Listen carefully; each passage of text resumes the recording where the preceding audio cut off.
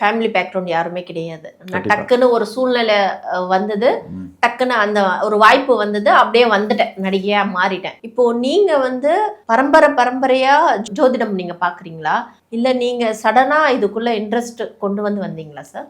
நான் வந்து பார்த்தீங்கன்னா, எங்களுடைய குலம் அப்படிங்கிறது வள்ளுவர் குலம். வள்ளுவர் குலங்கிறது கேள்விப்பட்டிருக்கீங்களா? இல்ல நான் கேட்டிருக்கேன். ஆமா. ஊர்கள்லாம் பார்த்தீங்கன்னா, ஒவ்வொரு ஊர்லயும் வந்து வள்ளுவர்கள்னு இருப்பாங்க. அவங்க தான் வந்து கணித ஜோதிடங்கள் எழுதுவாங்க. மருத்துவங்கள், சித்த வைத்தியங்கள் பார்ப்பாங்க. ஸோ அதுமாரி இருக்காங்க. இப்ப நான் பிறந்தது அப்படிங்கிறது வந்து வள்ளுவர் குலம்.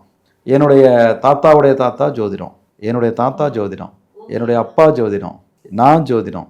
இப்படி பரம்பரையா காலகாலமா நாங்க வந்து இந்த ஜோதிடத்துல தான் நாங்க இருக்கிறோம். ஜோதிடம் மட்டும் கிடையாது, மருத்துவமும் சேர்ந்து. அப்போ ஒரு ஸ்கூல் லெவலுக்கு அப்புறம் ஸ்கூல் படிப்பு படித்தோம். படித்த பிறகு எங்களுக்குன்னு ஒரு குருகுலம் இருக்குது. அப்போ அந்த குருகுலத்தில் போயிட்டு நம்ம முறைப்படி அந்த குரு சேவைங்கிறது செய்யணும். 1 வருஷம் 2 வருஷம் அவங்க வந்து நம்மளை வந்து டெஸ்ட் பண்ணுவாங்க.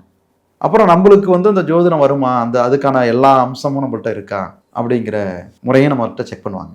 அதெல்லாம் இருந்ததுனால் மட்டுமே நம்மளுக்கு அடுத்த பாடத்துக்கு கொண்டு வருவாங்க. பாரம்பரியமா நீங்க பண்ணிட்டு இருக்கோம். உங்களை என்ன சார் டெஸ்ட் பண்ண போறாங்க? ஜோதிடம் எல்லாரும் சொல்லிட முடியாதுல்ல மேடம். முதல்ல அந்த ஜோதிடம் சொல்றதுக்கு அந்த ஞானம் அவர்கிட்ட இருக்காங்கிறது இருக்குல்ல. என்னோட ஜீன் அதுதான், என்னுடைய தந்தை அதுதான், பாட்டம் அதுதான். பட் எனக்கு அந்த ஜீன் கரெக்டாக வேலை செய்யுதாங்கிறது பார்க்கணும்ல.